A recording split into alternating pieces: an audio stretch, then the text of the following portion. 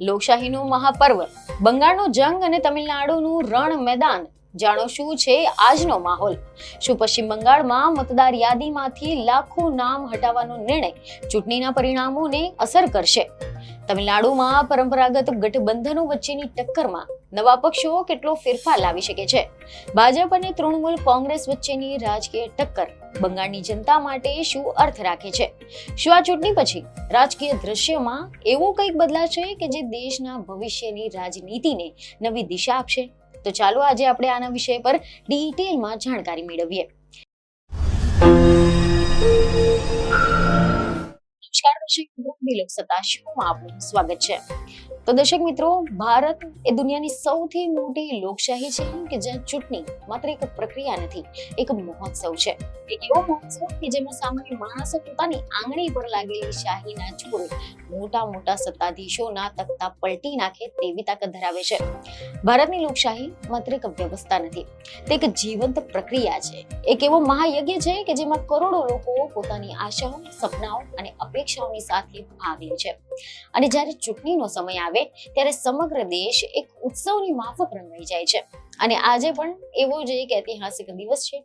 આજે જ્યારે આપણે વર્ષ 2026ના એપ્રિલ મહિનાની આ ગરમીમાં ઉભા છે, ત્યારે દેશના રાજકારણનો પારો 7મા આસમાને પહોંચી ગયો છે. કારણ કે આજે પૂર્વ ભારતનું પ્રવેશ દ્વાર ગણાતું પશ્ચિમ બંગાળ અને દક્ષિણ ભારતનું સાંસ્કૃતિક તથા રાજકીય કેન્દ્ર ગણાતું તમિલનાડુ એક સાથે લોકશાહીના મેદાનમાં ઉતર્યા છે. સવારના સૂરજના પહેલા કિરણની સાથે જે હજારો મતદાન મથકો પર લાંબી કતારો લાગી ગઈ છે. અને આ કતારો માત્ર મત આપવા માટે નથી, પરંતુ તે આવનારા 5 વર્ષના ભવિષ્યને આકાર આપવા માટેની છે. તમિલનાડુમાં આજે એક જ તબક્કામાં તમામ બેઠકો પર મતદાન થઈ રહ્યું છે, ત્યારે પશ્ચિમ બંગાળમાં 8 તબક્કાના લાંબા જંગનો આજે પ્રથમ અધ્યાય શરૂ થઈ રહ્યો છે. એવી રિપોર્ટ સામે આવી રહી છે કે જેમાં 152 બેઠકો પર મતદાન થઈ રહ્યું છે. સાંજે 6 વાગ્યા સુધી ચાલનાર આ મતદાનમાં કરોડો મતદારો પોતાના મતાધિકારનો ઉપયોગ કરવાના છે. અને જે લોકો સમય મર્યાદા પહેલા લાઈનમાં ઉભા રહી જશે તેમને પણ મતાધિકાર આપવામાં આવશે તેવી ખાતરી ચૂંટણી પંચે પણ આપી છે. આ માત્ર મતદાન નથી, પરંતુ સત્તા માટેનો સંઘર્ષ છે, વિચારોની ટક્કર છે અને ભવિષ્યની દિશા નક્કી કરવાનો એક મહત્વપૂર્ણ ક્ષણ પણ છે. સવારે જ મતદાન મથકો પર મતદારોની લાંબી લાઈનો જોવા મળી રહી છે. યુવાનોમાં ઉત્સાહ છે, વડીલો પોતાના મતાધિકારનો ઉપયોગ કરવા માટે ઉત્સુક છે, જ્યારે મહિલાઓ પણ મોટી સંખ્યામાં મતદાન માટે બહાર આવી રહી છે. દરેક વ્યક્તિના મનમાં એક જ પ્રશ્ન છે કે આ વખતે કોણ જીતશે અને કોણ હારશે. તમિલનાડુમાં આ ચૂંટણી ખાસ કરીને બે મોટા ગઠબંધનો વચ્ચે સીધી ટક્કર તરીકે જોવામાં આવી રહી છે. એક તરફ ડીએમકે ના નેતૃત્વ હેઠળનું ગઠબંધન છે, તો બીજી તરફ એઆઈએડીએમકે નું મજબૂત મોરચો છે. બંને પક્ષોએ પોતપોતાના દાવા પણ કર્યા છે. વિકાસ, રોજગાર, શિક્ષણ, કલ્યાણકારી યોજનાઓના મુદ્દાઓને લઈને મતદારોને આકર્ષવાનો પ્રયાસ કર્યો છે. તમિલનાડુના રાજકીય ઇતિહાસ પર જો આપણે નજર કરીએ તો રિપોર્ટ અનુસાર આ વખતે તો ચૂંટણી મેદાનમાં કુલ 4023 ઉમેદવારોનું નસીબ ઈવીએમમાં કેદ થવા જઈ રહ્યું છે, જેમાં 3579 પુરુષો છે, જ્યારે 443 મહિલા ઉમેદવારો છે. સૌથી નોંધપાત્ર બાબત એ છે કે એક ટ્રાન્સજેન્ડર ઉમેદવાર પણ આ વખતે લોકશાહીના મેદાનમાં ઉતરીને પોતાની કિસ્મત અજમાવી રહ્યા છે, જે સમાજમાં આવતા બદલાવની સાક્ષી પૂરે છે. રાજ્યભરમાં ફેલાયેલા 75,064 જેટલા મતદાન મથકો પર ચુસ્ત સુરક્ષા બંદોબસ્ત વચ્ચે શાંતિપૂર્ણ રીતે મતદાન થઈ રહ્યું છે. તમિલનાડુના રાજકારણમાં દાયકાઓથી બે મુખ્ય પક્ષો એટલે કે ડીએમકે અને એઆઈડીએમકે વચ્ચે ટક્કર થઈ રહી હતી, પરંતુ આ વખતે મુખ્ય મુકાબલો આ બે કટ્ટર પ્રતિસ્પર્ધીઓ વચ્ચે પણ છે. પરંતુ આ વખતે સમીકરણોમાં થોડાક ફેરફાર જોવા મળી રહ્યા છે, કારણ કે 2024માં અલગ પડેલા ભાજપ અને એઆઈડીએમકે હવે ફરી એકવાર એક સાથે આવ્યા છે અને આનાથી આ લડાઈ વધુ રસપ્રદ બની ગઈ છે. તો બીજી બાજુ ડીએમકેના નેતૃત્વ હેઠળનું સેક્યુલર પ્રોગ્રેસિવ એલાયન્સ છે કે જેમાં કોંગ્રેસ, સીપીઆઈ અને સીપીએમ અને અન્ય નાના પક્ષોનો પણ સમાવેશ થાય છે, કે જેઓ પોતાની સત્તા ટકાવી રાખવા માટે એડી ચોટીનું જૂ લગાવી રહ્યા છે. આ ગઠબંધનમાં આ વખતે અભિનેતા વિજયની નવી બનેલી પાર્ટી તમિલનાડુ વિક્ટરી પાર્ટી એટલે કે ટીવીકે નો પ્રવેશ પણ એક મોટો ફેક્ટર માનવામાં આવી રહ્યો છે, જે યુવા મતદારોને આકર્ષી શકે છે. તો બીજી તરફ પશ્ચિમ બંગાળમાં સ્થિતિ સાવ અલગ અને અત્યંત તણાવપૂર્ણ જોવા મળી રહી છે, કારણ કે ત્યાં મુખ્ય મુકાબલો સત્તાધારી તૃણમૂલ કોંગ્રેસ અને આક્રમક રીતે ઉભરેલી ભારતીય જનતા પાર્ટી વચ્ચેનો છે. ચૂંટણીનો સૌથી મોટો વિવાદાસ્પદ મુદ્દો SIR નો રહ્યો છે. આના કારણે સ્વતંત્રતા પછી પહેલી વાર એવું બન્યું છે કે રાજ્યમાં કુલ મતદારોની સંખ્યા ગત ચૂંટણી કરતા ઘટી ગઈ છે. એવા અહેવાલ છે કે લગભગ 91 લાખ મતદારોના નામ યાદીમાંથી હટાવી દેવામાં આવ્યા છે, જે કુલ મતદારોના 12% જેટલા થાય છે. અને આ મુદ્દે બંગાળનું રાજકારણ ઉકળી રહ્યું છે. ભાજપ આ પ્રક્રિયાને ઘૂસણખોરોને હટાવવા માટેની જરૂરી કાર્યવાહી ગણાવે છે, જ્યારે મમતા બેનર્જીની TMC આરોપ લગાવી રહી છે કે આના દ્વારા તેમના પરંપરાગત વોટ બેંક ગણાતા મુસ્લિમ મતદારોને જાણી જોઈને નિશાન બનાવવામાં આવ્યા છે. આ SIR નો મુદ્દો એટલો ગંભીર બન્યો છે કે છેક સુપ્રીમ કોર્ટ સુધી પહોંચી ગયો છે અને રાજ્યના અન્ય તમામ મુદ્દાઓ જેમ કે ભ્રષ્ટાચાર, શિક્ષણ ભરતી કૌભાંડ અને કોલસા તસ્કરી જેવા મામલાઓને પણ આ મુદ્દાઓએ પાછળ છોડી નાખ્યા છે.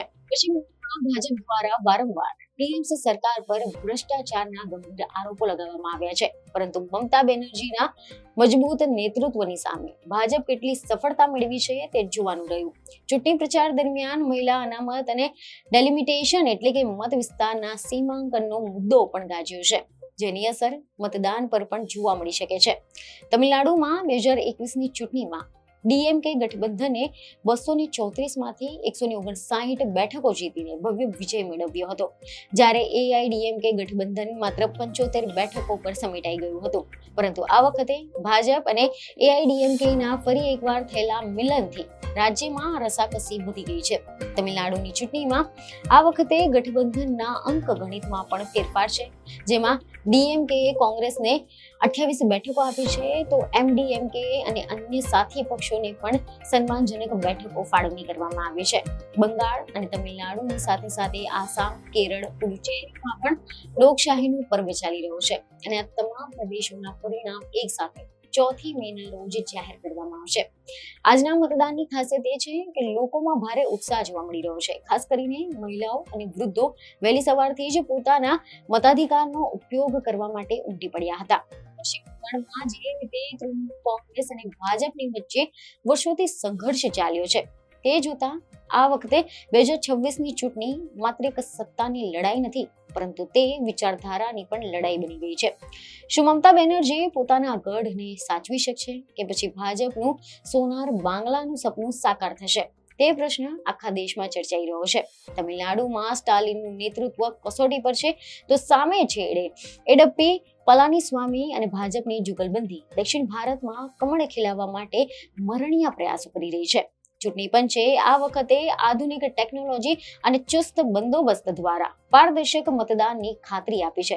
છતાં પણ છૂટાછવાયા વિરોધ પ્રદર્શનો અને આક્ષેપબાજીઓની વચ્ચે લોકશાહીનું આ પૈડું આગળ વધી રહ્યું છે. આજના મતદાનના આંકડા અને લોકોના મિજાજ પરથી એવું લાગે છે કે આ વખતે બંને રાજ્યોમાં ભારે મતદાન થઈ શકે છે, જે પરિવર્તન અથવા તો મજબૂત સમર્થનનો સંકેત હોઈ શકે છે.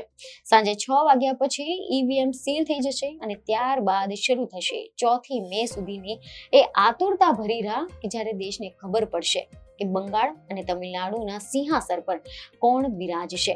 આ જંગમાં કોણ જીતશે અને કોણ હારશે તેનો ફેસલો તો મતપેટીમાં કેદ થઈ જશે. પરંતુ જે રીતે જનતા આ મહાપર્વમાં ભાગ લઈ રહી છે, તે ભારતની મજબૂત લોકશાહીના દર્શન કરાવે છે. તો શું તમિલનાડુમાં ફરીથી DMK સત્તામાં આવશે કે પછી AIDMK વાપસી કરશે? શું પશ્ચિમ બંગાળમાં તૃણમૂલ પોતાનો ગઢ જાળવી રાખશે કે પછી ભાજપ કોઈ નવો ઇતિહાસ રચી નાખશે?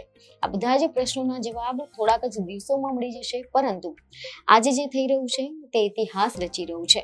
લોકશાહીનો આ ઉત્સવ આપણને યાદ અપાવે છે કે અંતિમ શક્તિ લોકોના હાથમાં છે. મતદારો જ દેશના સાચા રાજા છે અને તેમનો એક મત આખા રાજકીય દ્રશ્યને બદલવાની શક્તિ રાખે છે. તેથી દરેક વ્યક્તિએ પોતાના મતાધિકારનો ઉપયોગ કરવો જોઈએ અને લોકશાહીને મજબૂત બનાવવી જોઈએ, કારણ કે અંતે લોકશાહી તેટલી જ મજબૂત હોય છે જેટલી તેની પ્રજાની ભાગીદારી મજબૂત હોય છે.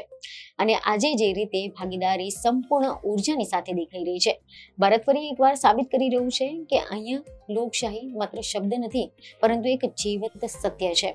તો આશા છે કે આ લાગી હશે, જેથી અમારા વિડીયોને લાઈક અને શેર જરૂરથી કરજો.